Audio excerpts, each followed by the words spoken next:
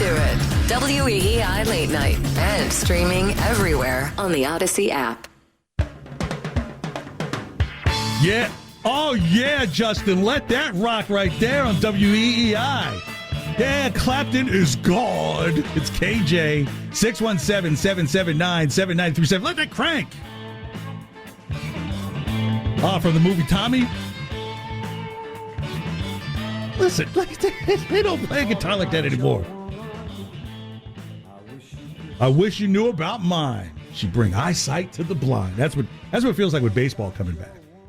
That is for sure. It's almost like a celebration day, and that's a totally different song. But I wasn't going to play that to, be that hokey. But baseball's back, and I've got even better news. Yeah, I got this from my boss, and if he knows I'm telling this, then well, call me in the office tomorrow. Starting at 6 a.m. tomorrow morning here on WEEI, you will have a chance to win tickets to opening weekend for the Red Sox every single hour from 6 a.m. till 9 p.m. Is that not crazy? Is that not crazy? Pretty crazy. So I'm going to do something even more dangerous, right? So sit around the campfire. KJ is going to tell you a radio secret. Remember, I told you, the winning starts at 6 a.m. You want to try and win the 6 a.m. ones. Early bird gets the worm. We know this in this industry. So, yeah, you can compete for the ones. So there'll be 4 to win on Greg Hill's show, 4 to win on Gresham Keefe, 4 more on Maloney and Fourier, and 3 more with Mutt tomorrow night. 4, 19?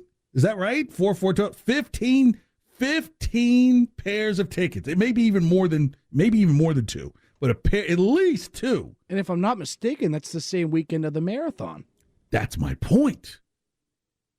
And I'm giving you the information like, hey, look, you're staying up late night. Hit that alarm. Hit Greg Hill like right at 6:01. Just keep calling. Hey, man, dude last night said you got tickets this hour.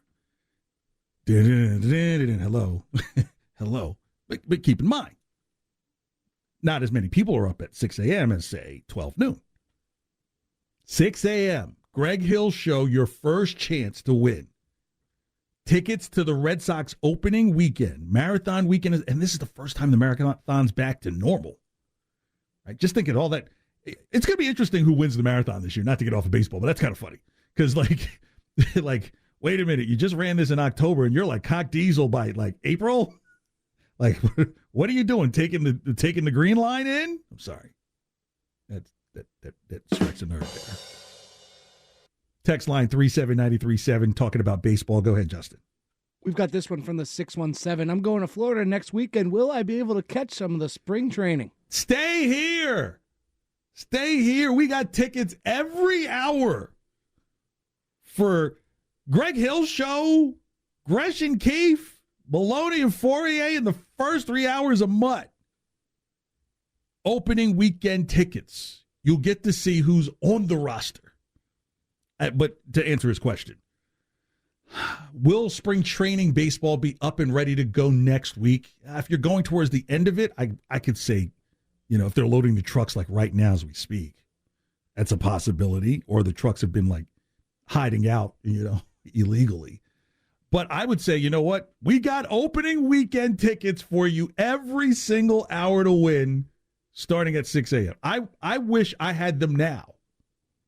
I'd read your seats out to you and be like, oh my gosh, this is like, when you look at tickets and you're about to bring a friend and all you do, like, how good are the seats? Like, dude, you're paying for all the beer. That's how good these seats are. You know what I mean, Justin? Like, you're going to pay for the beer and the food. That's how good these seats are. That's how enjoyable it's 6 a.m. I'm telling you some inside baseball stuff. 6 a.m. Tickets to the Red Sox opening weekend. Let's go to Bill in New Bedford. Thanks for calling late night here on WEEI. Good evening, my friend. Hey, man. How are you? Thanks for calling.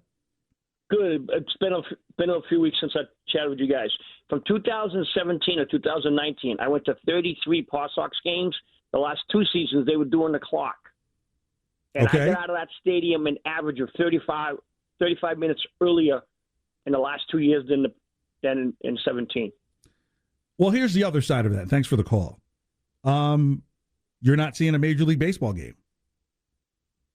You know, that's what it is. I mean, it's enjoyable to go there. I love minor league baseball because I think it's like one of those community fabrics where, you can, if you start talking about economics, you can go see the game of baseball, but you're not seeing the ultimate game of baseball. Like I would compare it to like, hey, I went to a really good college basketball game and they played 2 halves and each half was 20 minutes. But you go to an NBA game, they play 4 quarters and it's 48 minutes. Right? So one requires a little more skill, talent, and adjustments quicker, while the other one, it's like, okay, you play the first half, you go hang out with the coach, and then you come back and play the second half. That's kind of minor league baseball to Major League Baseball. All right. It is time for round 3 of WrestleMadness. Hit it, Justin! All right. Ric Flair and Scott Hall are already in one quarterfinal, and now we move to the CM Punk bracket, who's the number one seed in his bracket. Here's the man. He's one of the best on the mic. Oh, that intro is sweet, too. Yeah, the cult of personality. John Cena, while you lay there, hopefully as uncomfortable as you possibly can be, I want you to listen to me. I want you to digest this, because before I leave in 3 weeks with your WWE Championship, I have a lot of things I want to get off my chest. I don't hate you, John. I don't even dislike you. I do like you. I like you a hell of a lot more than I like most people in the back.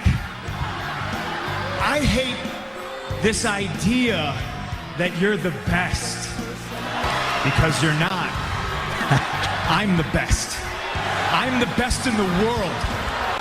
There's one thing you're better at than I am, and that's kissing Vince McMahon's ass. You're as good as kissing Vince's ass as Hulk Hogan was. Oh! I don't know if you're as good as Dwayne, though. He's a pretty good ass kisser. Always was and still is. Wow. Oops, I'm breaking the fourth wall. I am the best wrestler in the world. I've been the best ever since day one when I walked into this company, and I've been vilified and hated since that day because Paul Heyman saw something in me that nobody else wanted to admit. That's right, I'm a Paul Heyman guy. You know who else was a Paul Heyman guy?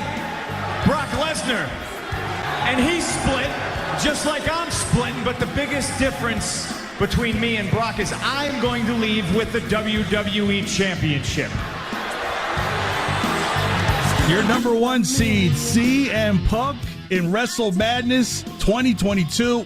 One of the best microphone promo skills in the entire history of the game. But he's going up against the legend, the number 4 seed. Hit it, Justin.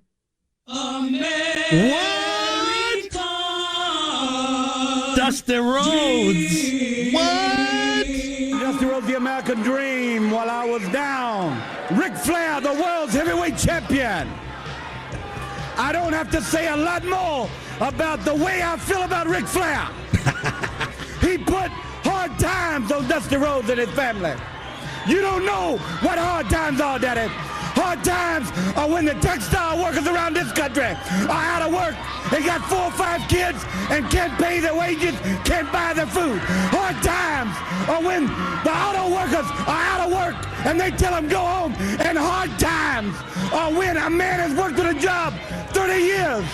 30 years. They give him a watch, kick him in the butt, and say, hey, a computer took your place, Daddy. That's hard time. That's hard times. That's hard time. The American Dream, And Dusty Ric Flair, Rhodes. You put hard times on this country by taking Dusty Rhodes out. That's hard time. That's hard times. I don't look like the athlete of the day supposed to look. My belly's just a little big. My hand is just a little big. But, brother, I am bad, and they know I'm bad. Dusty Rhodes, the number 4 seed. CM Punk, the number 1 seed. Who you got? Best promo skills. Text 37937.